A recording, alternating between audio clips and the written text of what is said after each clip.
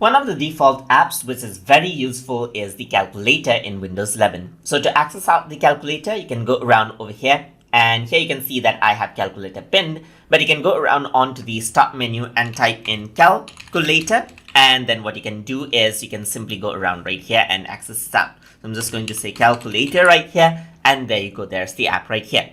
So once you open up the calculator, you can see that this is a fairly simple calculator right here. You can press plus and then make some additions. You can go around, make some divisions right here, and you can see the history right here. You can maximize this out as well, and you can see the memory is here. So if something is saved out, you can see it right here. So this is a standard calculator, but if I were to go around over here, you can keep the calculator on the top of other application as well, and you see it like this. So you have this option over here again.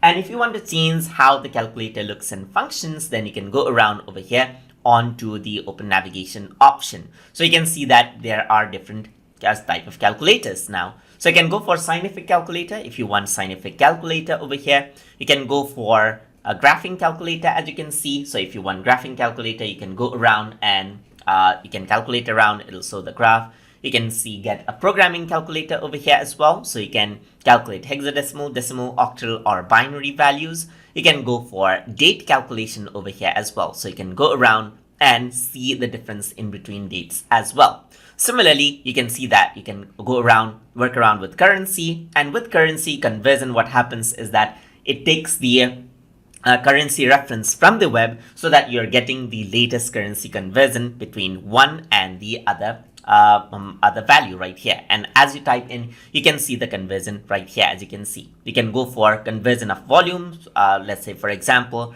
from milliliters to teaspoon right here, or from cups to, let's say for example, liters right here. So type it in and you get the value. As you can see, you can go around over here. There's length conversion from centimeter, inches, and so forth. As you can see, you can select out other values as well. So there's weight and mass right here. There's temperature conversion from Celsius to Fahrenheit to Kelvin, as you can see right here.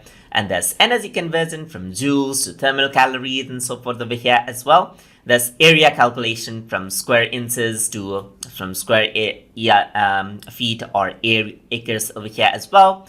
There's speed calculation from kilometers to miles per hour right here. There's time conversion from hours and days or weeks to minutes, as you can see right here, and so forth. As you can see, there's power conversion as well from kilowatts, watts, and there's data conversion from gigabyte or terabyte or petabytes right here.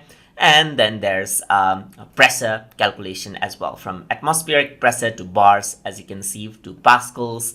And over here, you can also calculate out angles, like from degrees, radians to gradients right here, as you can see. So all of the things are provided over here. And even over here, if you want to delete out the history, you can see, you can simply click here to delete out the history in the calculator as well.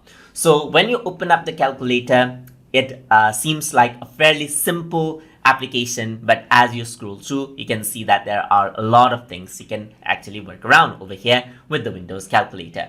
So that is how you can use the Windows calculator, and Windows calculator is a default app that comes pre-installed with Microsoft Windows 11 and other versions of Windows as well. So I hope you guys learned something as always, and as always, please like, comment, share, and subscribe.